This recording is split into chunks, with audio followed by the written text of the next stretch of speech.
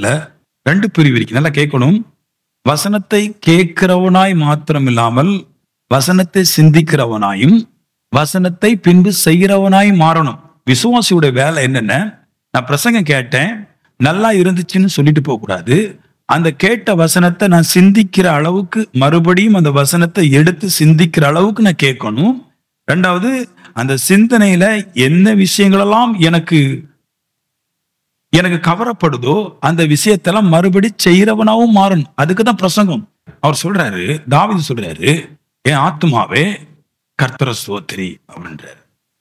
நம்ம பிள்ளைக்கு சொல்லுவோம் கர்த்தரை துதிம்போம், தகப்பன் பிள்ளைக்கு சொல்லும் கர்த்தரை துதின்னு சொல்லும், பிள்ளை தகப்பனை சொல்லும் கர்த்தரை துதிங்கன்னு சொல்லும். ஆனா இங்க இவர் சொல்றாரு, மற்றவங்களுக்கு பெருசா போதிக்காம தனக்குத்தானே போதிக்கிறாரு, என் ஆத்துமாவே கர்த்தரை ஸ்தோத்திரி அப்படின்றாரு.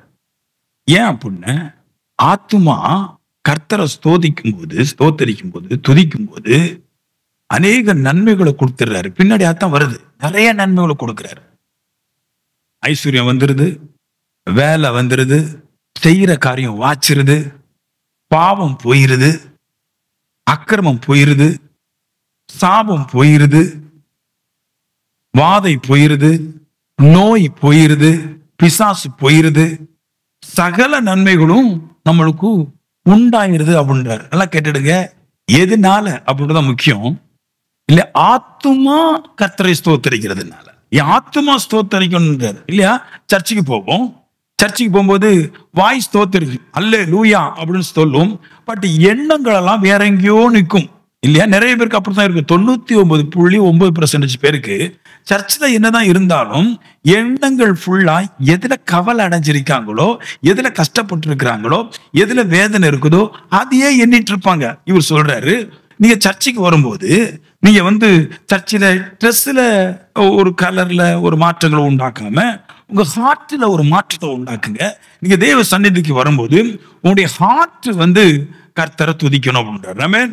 உங்களுடைய ஆத்துமா அவரை துதிக்கணும், உங்க உள்ளம் அவரை துதிக்கணும். அப்படி துதிச்சிட்டீங்கன்னா இப்ப கண்டிப்பா அவர் சொன்ன பலன் ஒன்றாயிலும் தரையில விழுந்து போகாமல் எல்லாம் நம்மளுக்கு கிடைக்கும். பாருங்க, சபையில நிறைய பேர் போறாங்க, நிறைய சபைக்கு போறாங்க, பலன் கிடைச்சதுன்னா கிடையாது. என்னுடைய பாயிண்ட் என்னன்னா, சர்ச்சுக்கு போறது முக்கியம் இல்ல, ஸ்கூலுக்கு போறது முக்கியம் இல்ல, நல்ல மார்க் கிடைக்கணும். நான் சர்ச்சுக்கு போனேன், நான் நிறைய சர்ச்சுக்கு போயிருக்கிறேன். பாருங்க, பஹ்ரைன்ல இருக்கும்போது நிறைய சர்ச்சுக்கு போயிருக்கிறேன், சவுதியில் இருக்கும்போது நிறைய சர்ச்சுக்கு போயிருக்கிறேன், இங்கே இருக்கும்போது 1-2 சர்ச்சுக்கு போயிருக்கிறேன். சர்ச்சுக்கு போயிருக்கிறேன், ஆனா அந்த ஜனங்களை பார்த்தா பலன் கிடைச்சதுன்னு கேட்டா கிடையாது. ஆனா ஆராதிப்பாங்க, அவங்கள பார்த்தா நல்லா சத்தம் போட்டு ஆராதிப்பாங்க, எல்லாமே இருந்த மாதிரி இருக்கும். ஆனா பலன் கிடைக்காது. அவங்களை பார்த்தா சைக்கிள் வாங்க காசு இருக்காது, கார் வாங்க காசு இருக்காது, ட்ரெஸ் வாங்க காசு இருக்காது. அதுல வேற வெள்ளிக்கிழமை விண்ணப்ப ஜெபத்துல குறைகளையே எழுதி வச்சு ஜெபம் பண்ணுவாங்க. அந்த அக்காவுக்கு மாப்பிள்ளை கிடைக்கல, இந்த அக்காவுக்கு வேலை கிடைக்கல, இந்த அக்காவுக்கு அது கிடைக்கல, இதெல்லாம் சொல்லுவாங்க. பாருங்க, இதெல்லாம் சொல்லக்கூடாது. ஒரு ஆவிக்குரியவனுக்கு குறைபாடே இருக்கக்கூடாது. அதுக்கு தான் பைபிளே கொடுக்கப்பட்டுச்சு. ஆவிக்குரியவன் பரிசுத்தத்திலும் சரி, வாழ்க்கைக்கு தேவையான பொருட்கள்ல சரி, குறைவு இருக்கக்கூடாது என்பதற்காக தான் பைபிளே கொடுக்கப்பட்டுச்சு. ஆனா எங்க பார்த்தாலும் குறைவுகளே பேசுவாங்க. அதுக்கு வேற ஜெபம் வேற வச்சிருப்பாங்க, விண்ணப்ப ஜெபம். அது கூடாது. ஏன் இதெல்லாம் சம்பவிக்குதுன்னு, இன்னும் ஆத்துமா கர்த்தரை துதிக்கல. ஆத்துமா என்னைக்கு கர்த்தரை துதிக்குதோ அன்னைக்கு கன்ஃபார்ம் கர்த்தர் கொடுத்துருவாரு. ஆத்துமா கர்த்தரை துதிக்கிறத பற்றி சொல்றேன். ஆத்துமா எந்த நிலைமையில எல்லாம் கர்த்தரை துதிக்கணும், 2 பாயிண்ட் 3 சொல்றேன் நானு. 1, ஆத்துமா கர்த்தரை துதிச்சுன்னா என்ன சம்பவிக்கும்? ஆத்துமா கர்த்தரை துதிக்கும். இப்ப நம்ம எல்லாரும் இருக்கிற பாருங்க, இதுல எத்தனை பேருக்கு ஆத்துமா கர்த்தரை துதிக்குன்னு உங்களுக்கு தெரியாது, ஆனா எனக்கு தெரியும். நிறைய பேர் பார்க்கும்போது கர்த்தரை துதிச்ச மாதிரி ஒரு ஃபீல்ல இருப்பாங்க. ஃபேஸ் எல்லாம் பார்த்தா அப்படி இருக்கும், இந்த முக்காடெல்லாம் போட்டிருப்பாங்க இல்லையா, முக்காடெல்லாம் போட்டிருப்பாங்க, இதெல்லாம் ஓகே. பட் ஆத்மா துதிச்சுன்னா கிடையாது. ஏன்னா சபையில வச்சு ஒரு மனுஷன் ஆத்மா துதிக்குதா இல்லையான்னு எனக்கு கண்டுபிடிக்க முடியும். இன்னைக்கு நீங்க கண்டுபிடிச்சிருவீங்க ஆத்மா துதிக்கிறது என்னன்னு. என் ஆத்மா கர்த்தரை துதிச்சா நான் உலகத்துடைய அதிகாரத்துக்கு நான் பயப்பட மாட்டேன். என் ஆத்மா துதிச்சுன்னு எப்படி சொல்றேன் பாருங்க. மத்தேயு எழுதின புஸ்தகம், திருப்பி மத்தேயு எழுதின புஸ்தகத்துல 20வது அதிகாரத்துல இயேசு அவருடைய சீசர்கள் எரியை விட்டு போறாங்க இல்லையா. ஒரு பெரிய கூட்டம் அவருக்கு பின்னாடி போச்சு. 2 குருடர்கள் ரோட்டு சைடுல இருந்துட்டு பிச்சை கேட்டுட்டு இருந்தாங்களாம். பெரிய பெரிய கூட்டம், நல்லா கேட்கணும், பெரிய கூட்டம் பிச்சை கேட்டு இருந்தாங்க இல்லையா? பிச்சை கேட்டிருக்கும் போது இந்த கூட்டம் அதுல இப்படி இருக்கும்போது இயேசு அப்படியே போறாரு, எரிக்கோவை விட்டுட்டு போறாரு. போகும்போது அந்த நேரத்துல குருடன் கேட்கிறான், யார் போறா அப்படின்ட்டு. அவனுக்கு தெரிஞ்சிருச்சு, சொல்லிட்டாங்க இயேசு போறாரு இல்லையா? அப்படின்னா என்ன அர்த்தம் அப்படின்னா, கடவுள் சுவாசிக்கும், நடக்கும். அவனுக்கு புத்தி வந்துச்சு. இது வரைக்கும் கடவுள் ஆராதிக்கும் போது அந்த கடவுள் நடக்காது, அந்த கடவுள் முகராது, அதுக்கு கால் கிடையாது, காது கேட்காது, நிக்கும். இப்போ ஒருத்தன் சொல்றாரு இயேசு கடவுள் தான், ஆனா இவர் இப்ப நடக்கிறாரு. இப்ப சொன்ன உடனே துதிக்க ஆரம்பிச்சிட்டான், தாவீதின் குமாரனே. இதான் துதி, தாவீதின் குமாரனே அப்படின்னு சொல்லி துதிக்கிறான். துதிக்கும் போது அந்த சைட்ல வந்த ஒரு பெரிய கூட்டம் அவனை அதட்டுகிறது, பிரச்சனை உண்டு பண்றான். அவரை துதிக்க கூடாது, துதிச்சேன்னா உன்னை இந்த பிச்சை எடுக்கிறது ரோட்ல விட மாட்டோம், நீ அவரை துதிச்சேன்னா உன்னை பிரச்சனை பண்ணுவோம், இந்த ஊரை விட்டு உன்னை விலக்கி வைப்போம். இப்படி எல்லாம் ஒரு அதிகாரத்தை இன்ஃப்ளூயன்ஸ் அவன் செலுத்தும் போது மறுபடியும் அவன் சொல்றான், தாவீதின் குமாரனே எனக்கு இறங்கும். இதுதான் ஆவியில ஜெபிக்கிறது.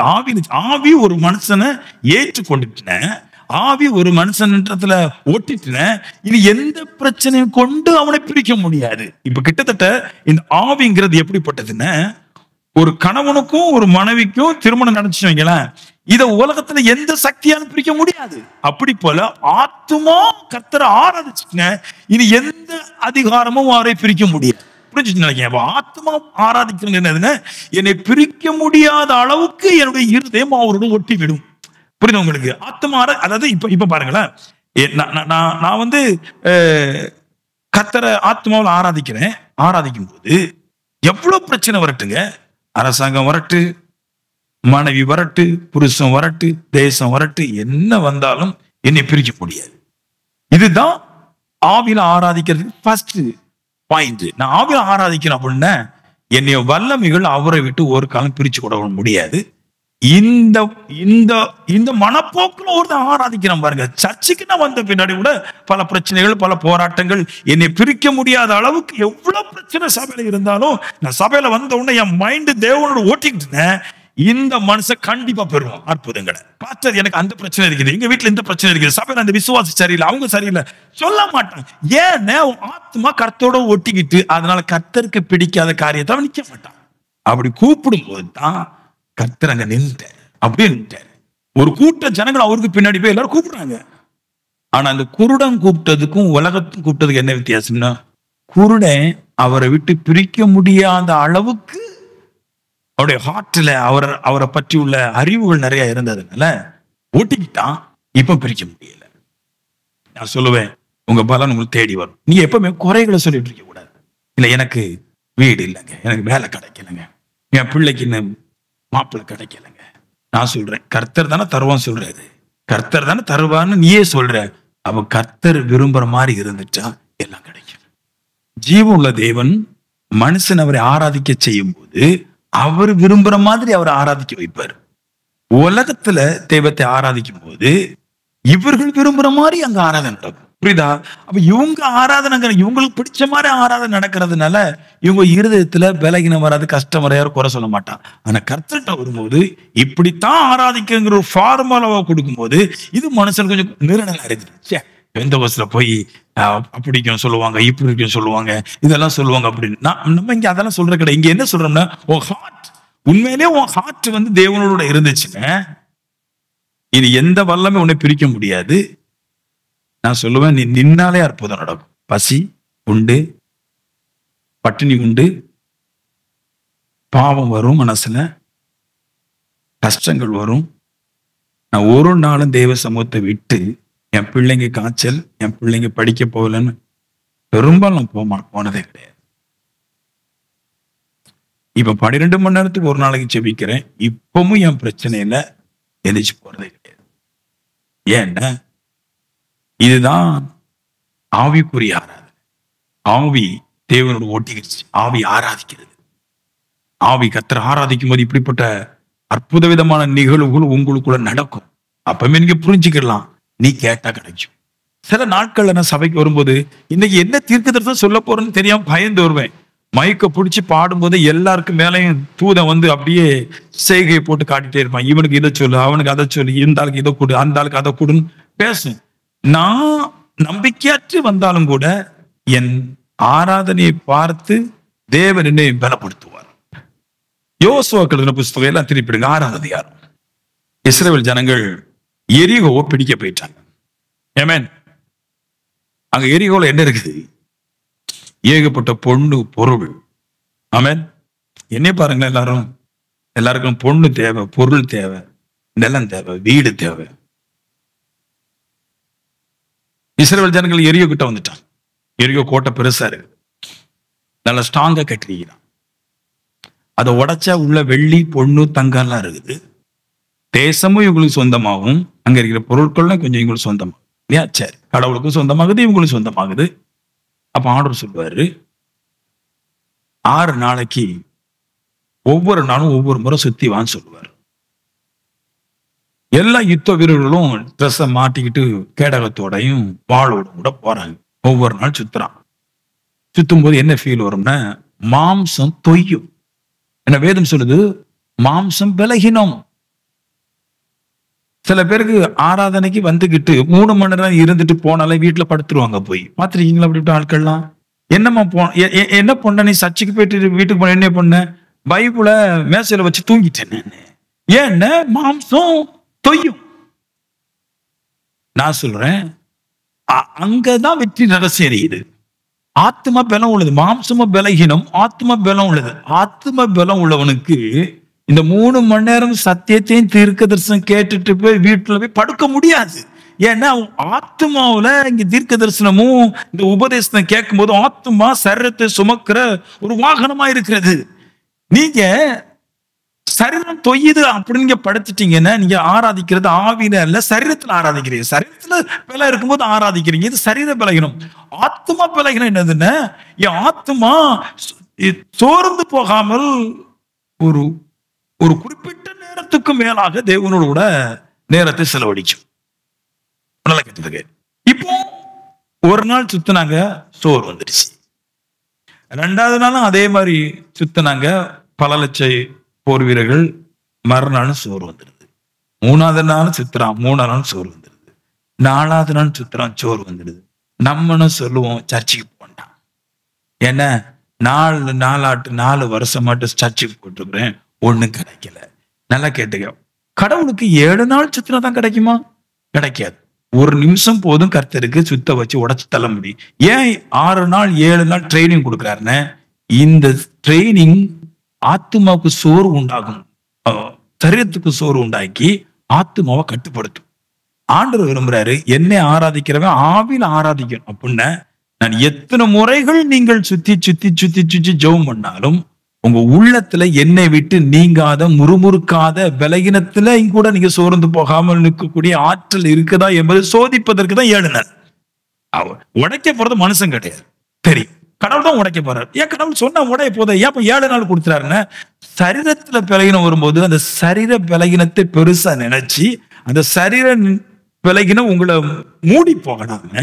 அந்த சரீர பலகீனத்திலையும் அந்த சரீரத்தோட கூட நீங்க கர்த்தரை உற்சாகத்தோடு துதிக்கும் போது தான் ஆவிக்குரிய ஆராதனை. 2வது, பல பிரச்சனைகள் சரீரத்தை ஒடுக்கும். சில நேரத்துல காய்ச்சல் வரும். நீங்க நல்ல சபையில கேட்டீங்கன்னா இடையில சில பேர் சொல்லுவாங்க, பாருங்க பாஸ்டர் இன்னைக்கு சர்ச்சுக்கு வரல, நானும் இங்க தீ பிடிச்சி நிற்பேன். நான் விடிய காலம் நைட்ல தீ பிடிச்சி நிற்பேன் பிரேயர்ல. ஏன்னா இங்கிலீஷை கத்துக்கணும், இங்கிலீஷ்ல சொல்லணும், தீர்க்கதரிசனம் எடுக்கணும், பிரசங்கத்தை கைட்டா சொல்லணும், இதெல்லாம் ஒரே ஆள் பாடணும், 3 மணி நேரம் 3.5 மணி நேரம் நிக்கணும். இதெல்லாமே ப்ரிப்பேர் பண்ணிட்டு இருக்கும் போது எனக்கு ஒரு சோறு உண்டு பண்ணுவாங்க. போனை போட்டு, பாஸ்டர் நாங்க இன்னைக்கு 2 பேரும் வரமாட்டோம், எனக்கு பாதி கப்பம் ஆயிடுது, இது தேவையில்லாத பிசாசு போடையுது. ஏன்னா எனக்கு என்னன்னா, சர்ச்சையில ஆத்மா வராம இருந்தா நான் பெண்ட் ஆயிரும். நான் ஏன்னா என் வலையில மீன் படணும், அப்பதான் எனக்கு சந்தோஷம் இருக்கும். சர்ச்சுக்கு ஆள் வரலன்னு சொன்னா சரீரம் செத்துரும், ஆத்மா செத்துரும். இப்ப அதைத்தான் போன் பண்ணுவாங்க. எனக்கு விஷயம் தெரியும். நான் என்ன பண்ணுவேன், இப்போ தான் அதிகமா ஜெபம் போடுவேன். நான் என்ன என்னைய கெடுக்கிறதுக்கு வருது. அப்ப நான் சொல்லுவேன், பல பிரச்சனைகள் வரும். சில நேரத்துல மாம்ச பிரச்சனை வரும். உங்களுக்கு சனிக்கிழமைனா மாம்ச பிரச்சனை வரும், இல்லையா பாவ பிரச்சனை வரும். சில நேரத்துல நோய் பிரச்சனை வரும், சில நேரத்துல கடை பிரச்சனை வரும், சில நேரத்துல ஏதோ சாப்பாடு பிரச்சனை வரும். இந்த பிரச்சனைகள் எல்லாவற்றையும் தூக்கி சுமந்து இதெல்லாம் எனக்கு ஒண்ணுமே கிடையாதுன்னு சொல்லி அதை தூக்கி சுமந்து சபையில வந்து படுத்தாவது கடப்பங்கிற அளவுக்கு அவன் மேற்பட்டு விட்டா கர்த்தர் இப்ப பாக்குறாரு. இப்ப பாருங்க, குருடனை பாருங்களேன். குருடன் பழகினேன், அவனை எல்லாரும் தப்பு தப்பா பேசுறாங்க இல்லையா, குருடன் அப்படின்னு பேசுறாங்க. அவன் சரீரம் பலகீனமானது, ஆனா சரீரம் பலகீனமா இருந்தாலும் அவன் ஆத்ம பலகீனம் கிடையாது. நான் சொல்லுவேன், சரீரம் பலகீனம் படட்டுங்க, சரீரம் பலகீனம் படட்டு, என் கால் எனக்கு வலியா இருக்கட்டு, டோன்ட் வரி, என் தலை ஹெட் வரட்டு, பெயின் வரட்டு, நான் இதை கவலைப்பட மாட்டேன். நானு எனக்கு கால் சரியில்லை, எனக்கு கை சரியில்லை, எனக்கு மூளை சரியில்லை, அறிவு சரியில்லை, புத்தி சரியில்லை, எனக்கு எங்க வீட்டுல பிரச்சனை, என்ன பிரச்சனை வந்தாலும் ஆத்மாவில் ஆராதிக்கிறவனுக்கு பிரச்சனை கிடையாதுன்றார். 7 நாளும் கர்த்தர் 7 நாளும் அந்த இஸ்ரவேல் ஜனங்கள் எரிகோவை சுத்தி சுத்தி சுத்தி வந்த போது 6 நாள் சுத்தி சுத்தி வந்த போது 7ஆவது நாள் சொன்னார் கர்த்தர், 7ஆவது நாள் வாயாண்டா அவன் துணிகரமா வந்தான் பாருங்க. நான் சொல்லுவேன், வெற்றி அடைகிற மனுஷன் சரீர முயற்சி அப்பிரோஜனமானது, அதை சரீரத்துல முயற்சி பண்ணாதுன்றாரு.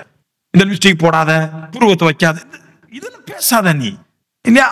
அவங்க உதடு அவங்க லிப்ஸ்டிக் போட்டுக்கிடுறாங்க, ஏன் தாடி நான் கொஞ்சம் வெட்டிக்கிறேன், நான் இது கூட இல்லைன்னா ரொம்ப மோசமா இருப்பேன். நான் மனுஷ வாழ்க்கை ஒரு முறை தான் இருக்குது, அதுலயும் கொஞ்சம் ஏதாவது பண்ணல மோசமாயிருவேன். ஆனா என் சரீரத்துல நான் என்னதான் பண்ணாலும் அது பிரயோஜனமற்றது. இது வைக்கிறதுனால வைக்காதனால ஒண்ணும் கிடையாது. ஆனா என் இருதயம் பிரயோஜனம் உள்ளது, என் உள்ளம் பிரயோஜனம் உள்ளது, என் ஆத்மா பிரயோஜனம் உள்ளது. அதுல எவ்வளவு அதிகாரங்கள் என்னை துதிக்க கூடாதபடி செய்தாலும், எவ்வளவு பலகீனங்கள் என்னை துதிக்க கூடாதபடி செய்தாலும், எவ்வளவு சோறுகள் என்னை துதிக்க கூடாதபடி செய்தாலும், எல்லா கட்டுகளும் உடைத்து தேவ சன்னிதானத்துல வந்து ஜெபிக்கிறோம் பாருங்க, கர்த்தரை ஆராதிக்கிறோம் பாருங்க, இவன் தான் பவர் உள்ளவன். உலகத்துல எல்லா இடத்துலயுமே கர்த்தரை ஆராதிக்கிறதுக்கு தீட்டு பாட்டெல்லாம் உண்டு. ஆவியானவரை ஆராதிப்பதுக்கு தீட்டு கிடையாது, புரியுதா? தேட்டு தீட்டு பாட்டு என்னதெல்லாமா குறை சொல்லுவாங்க பாருங்க. நோ, கர்த்தர் ஆராதிக்க குறையே கிடையாது. கர்த்தர் எப்படின்னா பிரச்சனையில கர்த்தர் ஆராதிக்கிறவன் தான் ஆவிக்குரிய மனுஷன், அதான் ஆத்மா ஆராதிக்கிறது. இல்லைன்னா சரீரம் நல்லா வந்தாதான் நான் ஆராதிப்புங்கிறது சரீர ஆராதனை. எனக்கு காய்ச்சல் இல்லை, நான் வந்து ஆராதிப்பேன். எனக்கு இப்ப பிரச்சனை இல்லை, சரீரம் சுறுசுறுப்பா இருக்கு, நான் வந்து ஆராதிப்பேங்கிறது சரீரத்தை ஏன் பண்ணி ஆராதிக்கிற. ஆத்மாவில் ஆராதிக்கிறவன் எதையுமே பார்க்க மாட்டான். அதனால ஒரு வெள்ளை போட்டாரு, கருப்பு போட்டாரு, ஜீன்ஸ் போட்டாரு. லேடிஸ் எல்லாம் எதுக்கு ஜீன்ஸ் போடுறாங்க, ஏன் மாடல் ட்ரெஸ் போடுறாங்க? அவங்க காசு அவங்க போடுறாங்க. இல்ல அது வெள்ளையில தான் போகணும். ஏன் வெள்ளையில போகணும்? ஏங்க வெள்ளையில போகணும்? ஞாயிற்றுக்கிழமை தான் போதிக்கிறேன், ஏன் வெள்ளையில போக கூடாது? ஆராதனை கலர், ஆராதிக்கிற கலர், ஆராதனை வஸ்துடைய கலர் நீலம், வெள்ளையில. அதுல மிக்ஸ் கடுஞ்சிவப்பு, சிவப்பு, வெள்ளை. ஆராதனை கலரே, ஆராதிக்கிற வஸ்திரத்துடைய கலரே அதான், பிரதான ஆசிரியருடைய வஸ்திரத்துல அதான் இருந்துச்சு. ஏன் வெள்ளை போடுறாங்கன்னு தெரிய மாட்டேன். வெள்ளை போட்டா பரிசுத்தங்கிறாங்க. பரிசுத்தத்தை வெள்ளையில காட்டக்கூடாது. ஒருவன் பரிசுத்தம் அடைந்தால் பூமி கொள்ளாத ஆசீர்வாதங்களை சுமப்பான். தெரியுமா உங்களுக்கு? ஒருத்தன் பரிசுத்தம் ஆக்கிட்டா பரிசுத்தனுடைய முடிவு ஜீவன், நித்திய ஜீவன். அதாவது பரிசுத்தமாக்குதலுடைய முடிவு நித்திய ஜீவன். அப்படின்னு என்ன அர்த்தம்? சாவாமையே நம் தரித்துக் கொள்வதற்கு முன்னாடி இந்த பூமியில நம்மளை சாவடிக்கிற எந்த ஐஸ்வர்ய ஆசீர்வாதமும் குறவும் இல்லாமல் இருப்பது பரிசுத்தத்துக்கு தான் பலன். உங்க ஆத்மா எப்பமெல்லாம் பரிசுத்தம் அடையுதோ அப்பமெல்லாம் இந்த பூமிக்கு வேண்டிய தேவைகள் வந்துவிடும். நீங்கள் நித்திய ஜீவனுக்கு போகும்போது அதுக்கேற்ற தேவைகள் வந்துவிடும். இந்த ஹோலிய ஹார்ட்ல கொண்டு வந்துட்டீங்கன்னா நல்லா ஆயிடலாம். உபாகமம் 4:30 நான் வாசிக்கும் போது நானே அப்படியே திணறிட்டேன். இதெல்லாம் இப்படி எல்லாமா வசனம் எழுதுவாரு மோசே? சாவுற காலத்துல இந்த மாதிரிலாம் வசனம் போட்டிருக்கிறார் உலகத்துக்கு. இப்படியும் அற்புத விதமான வசனங்கள் இருக்கதான் செய்தா பண்றாரு. நான் ஒரு பொண்ணு, நான் ஆதியில பிரசங்கம் பண்ணும்போது சபை தொடங்கும் போது அந்த பொண்ணு பேர் வந்து மஞ்சுளா பேர். அவள் கேன்சர், தலையை 2 வெட்டி ஆபரேஷன் பண்ணியிருக்கிறாங்க. அவ இறந்துட்டான். அப்போ அந்த வீட்டுக்கு போயிட்டோம். நான் என்னுடைய சவலன் சொல்றாரு, அவங்க கொஞ்சம் மலையாளக்காரங்க, மலையாளத்துல பேசுறாரு. எல்லா நஷ்டம் பட்டுட்டீங்க, எல்லா வியாகனும் வந்தாச்சு, இப்பமாவது கடவுளை நீங்க ஏற்றுக்கொள்ளலாம், மனம் திரும்பலாமே அப்படின்னாரு. அது ஆத்மாவில் ஆராதிக்கும் போது விடுதலை வந்துருது. இது வரைக்கும் மாம்ச ஆராதனை பண்ணீங்க, மாம்சத்தை பார்த்து நீங்க மாம்ச ஆராதனை பண்ணீங்க. இது வரைக்கும் நீங்க கல்லையும் மண்ணையும் பார்த்தீங்க, பார்த்து ஆராதிச்சீங்க. இனி பார்க்காமல் ஆராதிக்கிறதுக்கு ஒரு ஆராதனை இருக்குது தெய்வத்தை. அதுக்கு நீங்க மனம் திரும்புங்க, இந்த கேன்சர்லாம் மாறணும். அவங்க வீட்டுல இருந்த அவங்க தம்பி சொல்லிச்சு, நாங்க கோயிலுக்கு போவோமே தவிர ஒரு காலம் இயேசு ஏற்றுக்கொள்ள மாட்டோம். மனுஷனுக்கு அப்படி ஒரு பிடிவாத குணம் உண்டு பாருங்க. சாகர நிலைமைக்கு வந்துருச்சு. எல்லாம் வியாகுலம் வந்தாச்சு, கைவிட்டு போயிடுச்சு. சத்தியம் தெரியுது, சொல்லிட்டு நாங்க இயேசு ஆராய்ச்சா, ஆவியானவர் ஆராய்ச்சா, ஆவியில ஆராய்ச்சா கண்டிப்பா விடுதலை. தாவீது சொல்ற, என் ஆத்துமாவே கர்த்தரை ஸ்தோத்திரின்றாரு. பின்னாடி இந்த வருஷம் இந்த மாசமா வாரம் இந்த போதிப்பு பாருங்க, பின்னாடி அற்புத விதமான வியாக்கியானங்கள் இருக்குது. கர்த்தர் உன் ஆத்மா ஸ்தோத்தரிக்கும், விடுதலை கிடைக்கும், எந்த பிரச்சனையும் பார்க்காதுன்றாரு. நோயா இருக்கலாம், அக்கிரமமா இருக்கலாம், நிலங்களா இருக்கலாம், வீடுகளா இருக்கலாம், வேலைகளா இருக்கலாம், எதுவா இருக்கலாம், நீ கர்த்தரை ஆராதி, ஆத்மாவில் ஆராதி, கண்டிப்பா விடுதலை உண்டு, டெலிவரன்ஸ் உனக்கு கிடைக்கும் அப்படின்னு அவங்க சொல்லிட்டாங்க. அவங்க அண்ணக்காரன் வந்து சொன்னா, எங்க அக்கா இந்த கேன்சர்ல செத்து போனாலும் போட்டு இதுல சாவுக்கு விடுவேனே இல்லாம ஆவிக்குரிய சபைக்கு நான் வரமாட்டேன். அவங்க இனத்துல, அவங்க மதத்துல, அவங்க குலத்துல, அவங்க தெய்வத்திட்ட நாங்க அப்படித்தான் இருப்போம் தெரியுமா, நாங்க அப்படித்தான் இருப்போம், நாங்க வரமாட்டோம், உயிர் போனாலும் வரமாட்டோம். அதுதான் சொல்றாரு. பைபிள் ஒரு வசனத்துல இருக்கும், எப்படி இருக்குன்னு, அதாவது ஓசியால சொல்லுவாரு, அவங்க கர்த்தரை விட்டு பின்மாறி விக்கிரங்களுக்கு கோயிலை கட்டி கொண்டாங்களாம். அதான் அவங்க கடவுள். விக்கிரங்களுக்கு கோயிலை கட்டி எல்லா விதமான கச்சேரி பார்த்து எல்லா விதமான பாவத்தை செஞ்சு கெட்டு போயிட்டு இப்பவும் மனம் திரும்ப மாட்டேன்றான். சாவுக்கு வந்துட்டான், எல்லாம் போயிடுச்சு, மனம் திரும்ப மாட்டேன்றான். அதுக்குதான் சொல்றாரு, தெய்வத்தை உள்ளத்துல ஆராதிக்கணும். இப்ப சொல்றாரு, எப்பா நிறைய பிரச்சனை எல்லாம் வந்துருச்சு, தேவையில்லாம ஆராதிச்சு நிறைய பிரச்சனை எல்லாம் வந்துச்சு இல்லையா, பெரிய பிரச்சனை எல்லாம் வந்தாச்சு. இப்ப நிறைய பிரச்சனைகளை மாட்டிக்கிட்டோம் இல்லையா, நிறைய வியாகுலப்பட்டாச்சு, கஷ்டங்கள் வந்தாச்சு, பாரங்கள் வந்தாச்சு, சூழ்நிலைகள் தப்பா போயிட்டே இருக்குது, வாழ்க்கையில முன்னேற்றம் இல்ல, பெரும் பாதாளத்துல விழுந்துட்டேன், இனி எனக்கு ஒண்ணுமே இல்லாம போயிடுச்சு இல்லையா. அப்படி இருக்கும்போது 29 சொல்றாரு, உன் முழு இருதயத்தோடும் உன் ஆத்மாவோடும் அவரை தேடும் பொழுது அவரை கண்டடைவாய். இப்ப சொல்றாரு, முழு இருதயத்தோடும் முழு பலத்தோடும் அவரை தேடு. கண்ணுக்கு முன்னாடி இருக்கிறது ஏன் தேட வேண்டியதா இருக்குது? உங்களுக்கு புரியுதா? தெய்வத்தை கண்ணுக்கு முன்னாடி இருந்தா தேடண்டா, அதான் நிக்கித, ஏன் தேட போகணும்? இப்ப சொல்ற தெய்வங்கிறது ஸ்பிரிட், அது தெரியாது. அதை இந்த வார்த்தைகள் மூலமாய், தேவனுடைய வார்த்தைகள் மூலமாய் உன் ஆவியில் அவரை ஆராதிக்கும் போது அவருக்கு தென்படுவார். அவர் தென்பட்டுனா எல்லாம் போயிருந்த, எல்லா கஷ்டமும் எல்லா வியாகுலமும் போயிருன்ற. நான் சொல்றேன், தெய்வத்தை ஆராதிக்கும் போது என்ன பவர் என்ன?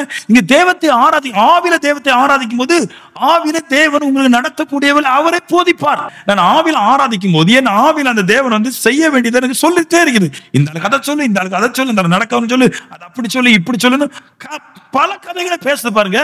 இது கண்டு ஆராதிச்சா வராது.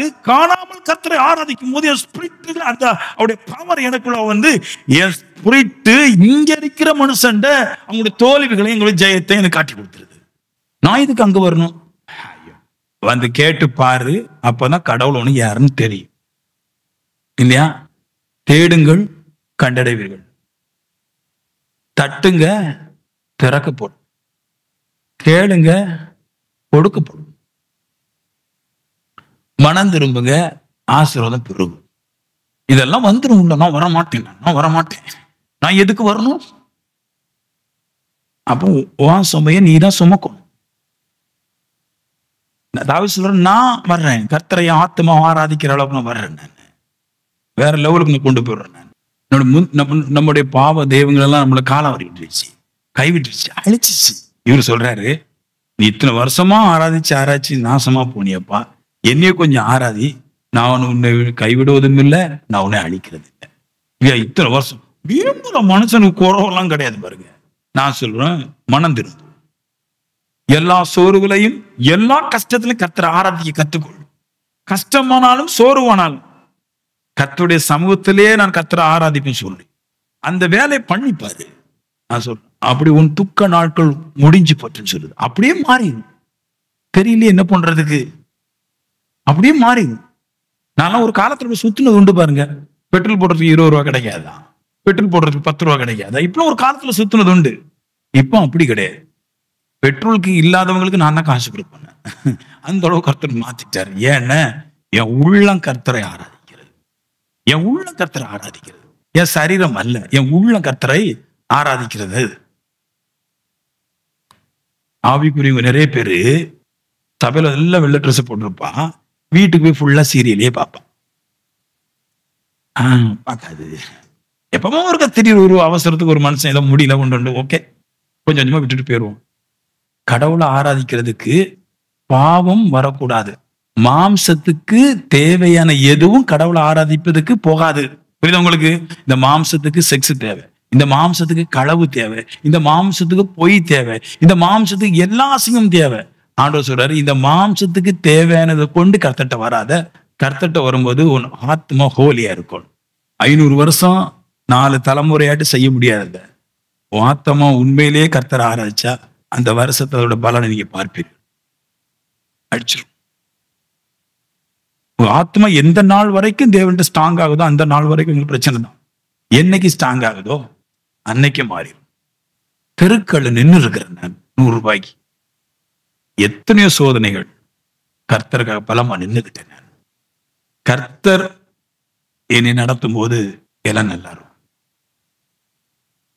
அன்னைக்கு பிடிச்ச புடி அநேக பிரச்சனை, அநேக பாடுகள் அப்படியே தங்கிக்கிட்டேன். இனி உங்களுக்கு நல்லா போதிக்கிறேன், அழகா போதிக்கிறேன், அற்புதங்களை செய்றேன், பாடுறேன். என் பிள்ளைங்கள் எல்லாம் கீபோர்டு போட்டு இல்லையா ஒரு பெரிய சபையுடைய எழுப்புதலை கொண்டு வருது. எல்லாம் எங்கிருந்து கிடைக்கும் அப்படின்னா உங்க உள்ளம் கர்த்தருக்கு கொடுத்துருங்க. உங்க உள்ளத்தை அப்படியே ஒரு கொடுத்துருங்க. காய்ச்சல் வரும்போது தான் வந்து ஆராதிக்கும். கால் வெட்டப்பட்டு இருக்கும்போது தான் கர்த்தர் ஆராதிக்கும். எனக்கு பசி இருக்கும்போது தான் கர்த்தர் ஆராதிக்கும். பாவம் இருக்கும்போது தான் கர்த்தர் ஆராதிக்கும். என் கண்ணீர் வடியும் போதும் நான் கர்த்தரை தான் ஆராதிக்கும். அப்படி ஆராதிக்கும் போது கர்த்தர் பார்க்கும். சும்மா தர முடியுமா? நீங்க சொல்லுங்க. கடவுள் உங்களுக்கு சும்மா கொடுக்குமாங்க? உங்களுடைய பாவ வாழ்க்கைக்கு வேண்டி கடவுள் கேட்டா கொடுக்க முடியுமா? அப்படிலாம் தர முடியாது. போய் சொல்லுவாங்க, அது மாலை போட்டா கிடைக்கும், கையில மஞ்சள் கட்டினா கிடைக்கும், சோப்பு கட்டினா கிடைக்கும், சோமலை உருட்டினா கிடைக்கும். இதெல்லாம் தெய்வத்திட்ட இருந்து வாங்குறதுக்கு அதிகாரமான்னு கேட்கறேன். இதெல்லாம் அதிகாரமா? இது கிடையாதுங்க. அது சும்மா மனுஷனை போய் சொல்றது. கடவுளுக்கு செவந்தி பூலையும் ரோஜா பூலையும் மாலை போட்டுட்டு 4 பேரை கொல்லலாமையா? களவு செஞ்சா கிடைக்குமா? மாலை போட்டா கிடைக்குமா? ஆனா ஆவியான சொல்லவர் களவு செய்யாத, கொலை செய்யாத, நான் தர்றேன். ஏமே அவர் உள்ளத்தை தான் கேட்கிறார், ஹார்ட்டை தான் கேட்கிறாரு. இந்த பொருள் எல்லாம் அவர் கேட்கல. என் ஆத்துமாவை கர்த்தரை ஸ்தோத்திரி அப்படி போட்டுட்டு கீழே இருக்கும் அவர் செய்த சகல உபகாரங்களை மறவாதே. ஆமென். உபகாரம்னா லாபகரமான காரியங்கள்லாம் மறவாதே. நான் உண்மை சொல்லிடுவேன் உங்களுக்கு, கர்த்தர் ஆராதிக்க வந்தா கன்ஃபார்ம் நிலைமை மாறிடும். ஆமென் சொல்லுங்களேன். நம்ம சபையில மாறணும் ஒரு ஆள் சொல்ல முடியாது. நம்ம சபையில எனக்கு கர்த்தர் ஒண்ணுமே தரலன்னு ஒரு ஆள் சொல்ல முடியாது. யாரும் சொல்ல முடியாது எனக்கு ஒண்ணும் தரல.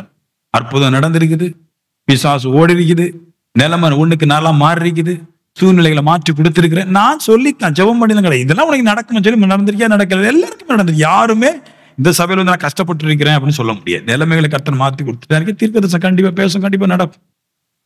கர்த்தரை உள்ள ஆராதிக்கும் போது கர்த்தர் கொடுத்துறாரு. இப்ப மறுபடி சொல்றாரு, கற்பனை வைக்கிறாரு, அவர் செய்த சகல உபகாரத்தை, நன்மைகளையும் லாபகரமான காரியத்தை மறந்துடாத, ப்ராஃபிட்டா மறந்துடாத என்றார். இப்ப சொல்றாரு, ஏன்னு தாவீதுக்கு கர்த்தர் நிறைய கொடுக்க இறுதி அங்கங்க மாறிட்டு தான் இருக்குது. அப்படி விவகாரப்படுகிறதுன்றாரு இல்லையா? மாறக்கூடாது. இதுக்கு ஒரு 2-3 வார்த்தைகள் சொல்றேன் பாருங்க. சங்கீதம் 78:11, அவர்கள் தங்களுக்கு காண்பித்த அதிசயங்களை மறந்தார்கள். இந்த மனுஷன் ஒரு புத்தி இருக்கு பாருங்க. கடவுள்கிட்ட வருவான், கொஞ்சம் உள்ளத்துல கொஞ்சம் ஆராதிப்பான், அப்புறம் கடவுள் நிறைய கொடுக்கும்போது அந்த அதிசயங்கள் எல்லாம் மறந்துடுறான். புரியுதா உங்களுக்கு நான் சொன்னது? வாழ்க்கையை மாற்றி விட்டுறாரு கர்த்தர், அப்புறமா மறந்துடுறான். அதான் தாவீது சொல்றாரு, அவர் செய்த சகல உபகாரங்களை மறவாதே. சபைக்கு உள்ள நிக்கிறது பிசாசு போயிருது. சபைக்குள்ள நிக்கும் போது அற்புதம் நடந்துருது, நல்லா ஆயிடுறாங்க, அப்ப கடவுளை மறந்துடுறாங்க. அவர் சொல்ற எவ்வளவு உபகாரங்களை செஞ்சிருக்கிறாரு. ஆத்மாவில கர்த்தரை மறக்கிறதுக்கு எந்த காரியம் வந்தாலும் கர்த்தரை மறக்காத.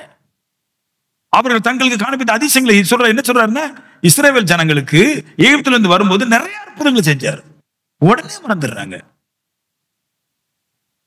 ஏன்னா மனுஷனுக்கு இச்சை, நிறைய நன்மைகளை செஞ்சிருக்கிறாரு. அந்த செய்த நன்மைகளை பிடிச்சு கொண்டு வராம அந்த செய்த நன்மைகளை விட்டுட்டு அடுத்து தேவை என்ன அதைத்தான் பார்க்கிறான். அவர் செஞ்சிருக்கிறாரு, இனியும் செய்வாருங்கிற நம்பிக்கை கிடையாது, அது faith கிடையாது.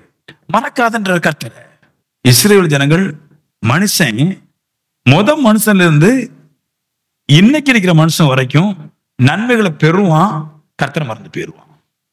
முதல்ல ஆதாம் ஏவாள் பெரிய தோட்டத்தையும் உண்டு பண்ணி கொடுத்தாரு, நல்லா சாப்பிட்டு புதிச்சு குடிச்சிரிமான். கர்த்தரை ஹல்லேலூயா பாடிச்சு அங்க வந்து ஒரு அழகான பாம்பு வந்த உடனே ஒருத்தர் எழுந்துட்டான். அப்படியே நீங்க வாசிச்சுட்டு வந்தீங்கன்னா அதுல நோவா மட்டும் கொஞ்சம் தப்புறான், மிச்சம் எல்லாம் விட்டுருக்காரு. அப்புறம் நோவாவுக்கு பின்னாடி ஒரு கூட்ட வருஷங்கள் வருது. அதுலயும் அப்படியே பார்த்துட்டீங்கன்னா கர்த்தர்ட்ட வாங்கிட்டு எல்லாம் விழுந்து போயிட்டான். அப்புறமா ஒரு மனுஷன் ஆதாம்னு ஒரு மனுஷன் கொஞ்சம் நீக்கிறான். அப்படியே பார்த்தீங்கன்னா ஆபிரகாம், ஈசாக்கு, யாக்கோப், யோசேப் இதுவரைக்கும் வருது. அப்புறமா நிறைய பேர் அப்படியே விழுந்துட்டாங்க. அப்ப பல ஆயிரம் வருஷங்களுக்கு ஏதோ ஒரு மனுஷன் மட்டும்தான் நன்மைகளை மறக்காமல் இருக்கிறான். மிச்சம் எல்லாம் பொத்து விழுந்துருக்கு. அப்ப தாவீது சொல்றாரு, இந்த மாதிரி நான் விழுந்துறோனோ இதுல ஒன்லை. அப்பதான் சொல்றாரு, டே எந்த சூழ்நிலை ஆத்மாவே அவர் செஞ்ச நன்மைகளை மட்டும் மறந்துடாது. ஏன்னா இன்னும் பெரிய நன்மைகளை அவர் தருவாருங்க. இப்பவே கொஞ்சம் வந்ததுக்கே இவ்வளவு தந்திருக்கிறாருன்னு, கொஞ்சமாட்டு அவர்கிட்ட வாழ்வதற்கு வந்திருக்க தந்திருக்கிறாருன்னு, கொஞ்சமா பாவத்தை எதுக்கும் போது இவ்வளவு கிடைக்கணும். இன்னும் நீ பரிபூர்ணமாக நிறைய நன்மைகள் கிடைக்கும். நித்திய ஜீவன் வரைக்கும் கொண்டு போயிருவாரு. அதனால செய்த நன்மைகளை மறந்துடாத, மறக்காத. எப்போது இதை திங்க் பண்ணுற, இதை யோசிச்சுட்டு. கர்த்தட்ட அழகுக்காக நம்ம வரல, அவருடைய அற்புத விதமான செய்கைகளை அனுபவிக்கும் படிக்க கர்த்தர் கூப்பிடுறாரு. ஹலோ, நல்லா வந்திருக்கேமே நினைச்சிட்டு இருந்தாதான் ரட்சிப்பை விட மாட்டேன், மறக்க மாட்டேன். கர்த்தர் செய்ததை நினைச்சிட்டு இருந்தாரு. எனக்கு அது தந்திருந்தார், போன வருஷம் இதை கொடுத்தாரு, இந்த வருஷம் இதை தந்தாரு, நான் நல்லா இருக்கிறேன், நான் இன்னைக்கு பரவாயில்ல, இனி என்னை கர்த்தர் கைவிட மாட்டேன்னு நினைச்சிட்டே இருந்தார். உடன்படிக்கைய மறக்கிறாங்க, விஷயத்த மறந்துடுறாங்க. ஏன் மறக்க கூடாதுன்ற? ஏன் தாவீது சொல்றார் சங்கீதம் 25:1, கர்த்தாவே உம்மிடத்தில் என் ஆத்துமாவை உயர்த்துவேன். அப்படி சொல்றாரு. 25:8, கர்த்தர் நல்லவரும் உத்தமருமா இருக்கிறார், அவர் அநாதி தேவனா இருக்கிறார். அதாவது எவர்லாஸ்டிங் தேவன், நித்திய நித்தியமா இருக்கிறார். கர்த்தர் இரக்கம் உள்ளவரா இருக்கிறார், நீடிய பொறுமை உள்ளவரா இருக்கிறார், உருக்கம் உள்ளவரா இருக்கிறார். மனம் திரும்புகிற பாவிகளுக்கு வழியை தெரிவிக்கிறார் 25:8 இல்லையா? இருக்குதா இல்லையா? ஒருத்த மனம் திரும்பிட்டான். மனம் திரும்புன்னு என்ன அர்த்தம்? மனம் திரும்புடைய ஸ்பெஷல் என்ன தெரியுமா? மனம் திரும்பாத பாவி உடுத்துற அலங்கார வஸ்திரத்தை பார்க்கிலும் மனம் திரும்புற பரிசுத்தவான் அவனை விடவும் அலங்கார வஸ்திரங்களை உடுப்பான். படிச்சிருக்கீங்களா? இப்படி எல்லாம் நம்மளுக்கு போதனை மாத்தி கொடுத்தாங்க. மனம் திரும்பிட்டீங்களா, இனி உங்களை வெள்ளை சீலை கொடுத்து ஜெயில போடுற மாதிரி போட்டுருவாங்க. இதுதான் உங்களுக்கு. ஆனா பைபிள் அப்படி இல்லை. நீங்க மனம் திரும்பும் போதுதான் இரத்தாம்பரங்கள் உங்களுக்கு கொடுக்கப்படுகிறது. அது எஸ்தரா இருக்கலாம், ரூத்தா இருக்கலாம், மரியாவா இருக்கலாம், இயேசுவா இருக்கலாம். எல்லாருமே மனம் திரும்பின பொழுது, யாக்கோப்பா இருக்கலாம், யோசேப்பா இருக்கலாம், அவங்களுக்கு எல்லாம் வித்தியாசம் மாடல் ட்ரெஸ். யோசேப்பை குறித்து வேதம் சொல்லுது, பல வர்ணமான அங்கேயே கொடுத்திருந்தாங்க. பல விதமான கோட்டு, உள்கோட்டு, வெளிக்கோட்டுலாம் விட்டுருந்தாங்க. மனம் திரும்பனுடைய ட்ரெஸ் அதுதான். யாக்கோபு குறித்து கூட அப்படித்தான் பேசுது, ஈசாக்கு குறித்து அப்படித்தான் பேசுது, ஆபிரகாம் குறித்து அப்படித்தான் பேசுது. எல்லா இடத்துலையும் அவங்க மனம் திரும்பனுடைய ட்ரெஸ், அவங்களுடைய சூழ்நிலைகள் எல்லாம், வாழ்க்கையெல்லாம் வேற மாதிரி போயிடும். மனம் திரும்பாதவன் நல்ல ட்ரெஸ்ஸை போட்டு நாள்தோறும் பண்டிகைன்னு ஊர் சுத்துவான். மனம் திரும்பினவன் கர்த்தரை மட்டும் சுத்துவான், அவங்களோட டாப்பாளா இருப்பான். ஏமேன்? இவனுக்கு கர்த்தர் தான் மேனக்டு, இவனுக்கு கர்த்தர் தான் தெய்வம், கர்த்தர் தான் பிடிக்கும். மனம் திரும்புற பாவிகளுக்கு வழியை தெரிவிக்கிறார். என்ன வழி? ரைத்தான் நல்லாகிறதுக்கு. மனம் திரும்பதான் வழி தெரியாது, திருக்கத்து கிடையாது, அவனுக்கு ஒண்ணுமே புரியாது, என்ன செய்யணும் தெரியாது. மெல்ல மெல்ல படிச்சு பாஸ் ஆகிறவங்களும் உண்டு, நல்லா படிச்சு பாஸ் ஆகிறவங்களும் உண்டு. நிறைய பேர் மெல்ல மெல்ல படிச்சு பாஸ் ஆகுனா சம்பளம் குறைவு, நல்லா படிச்சு பாஸ் ஆகுனா சம்பளம் கூட, மார்க் வித்தியாசம் உண்டு. நிறைய பேர் மெல்ல மெல்ல தான் ஓடுவா. பார்த்துருக்கீங்களா? சர்ச்சைக்கு ஒரு வாரம் வருவா, மறுவாரம் வரமாட்டான். சில பேர் கொஞ்சம் காலையிலே வருவா, அப்புறம் பின்னாடி வரமாட்டான், சாக்கு புக்கெல்லாம் சொல்லுவா. நல்லா ஓடுறவன், நல்லா படிக்கிறவன், அவன் எப்போ முதன்மை நடத்தினார்.